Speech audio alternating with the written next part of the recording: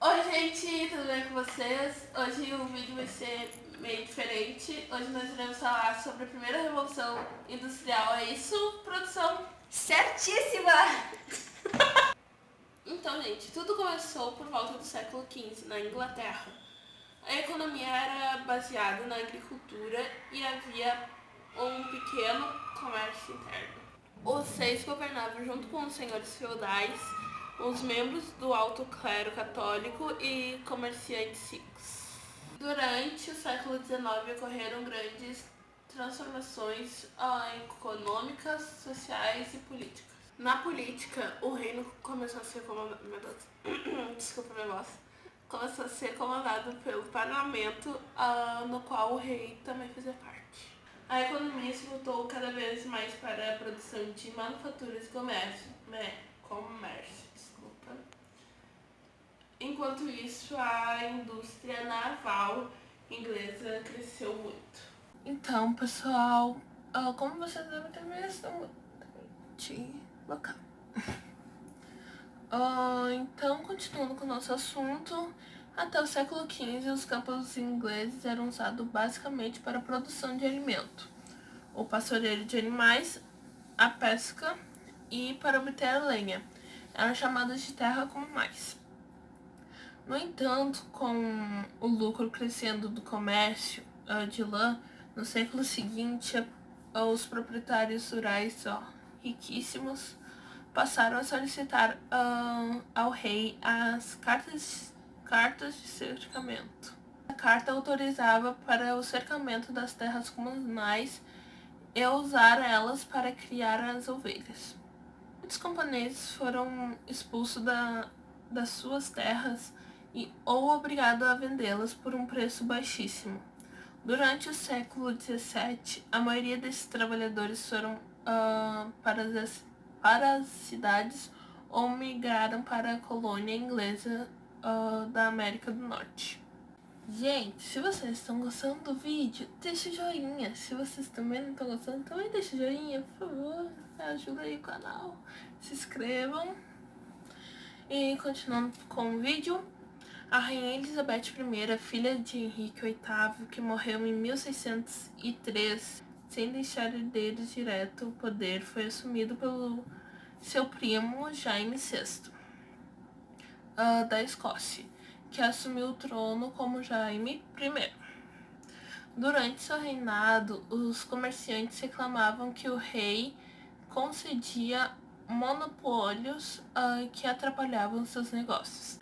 As tensões cresceram durante o seu governo de sucesso. Carlos I, ele tentou dissolver o parlamento em 1642, levando o país a uma guerra civil. A Inglaterra se dividiu em dois territórios. Um era comandado pelo rei e o outro era comandado pelo parlamento. As primeiras batalhas o rei venceu até que em 1644, quando foi que o parlamento chamou o Oliver Cromwell, eu não sei falar o nome, talvez esteja escrito aqui embaixo, sei lá se vai estar ou não, para comandar seu exército. 5 anos depois, o rei perdeu a guerra e foi decapitado na chamada Revolução Puritana.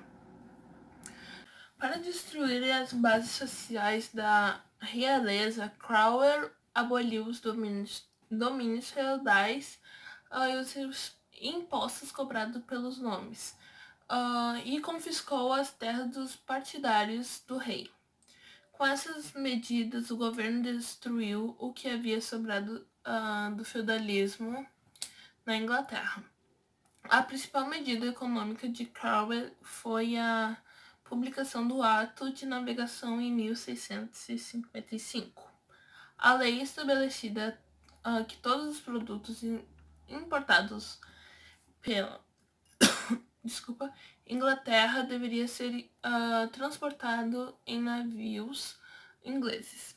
A vitória do parlamento aconteceu com a Revolução Gloriosa, que conduziu ao poder do príncipe protestante Guilherme Orange.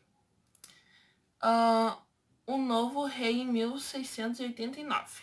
Jurou obediência e declarou o direito que submetia a monarquia e a autoridade da monarquia. Na metade do século XVIII foi quando as fábricas começaram a surgir e isso trouxe grandes mudanças globais. As manufaturas possibilitaram o aumento e a produção do controle sobre os trabalhadores.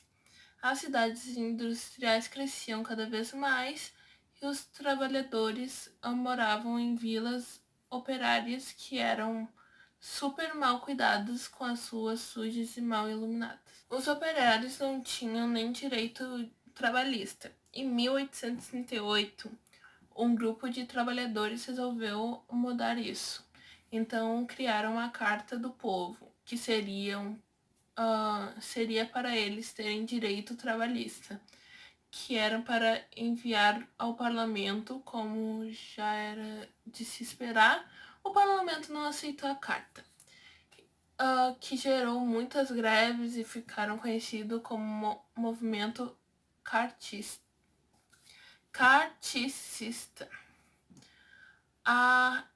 As reivindicações só começaram a ser atendidas a partir da segunda metade do século XIX. O movimento dos quebradores de máquina proporcionou os trabalhadores amadurecessem na sua luta e que fundassem as principais associações operárias, chamada na Inglaterra de Trade Unions. Essas associações são os primeiros sindicatos. Já em 1799, o governo já proibia a existência de associações por pressão dos burgueses, mas isso não os impediu de fazerem associações clandestinas, denunciando as suas péssimas condições de trabalho.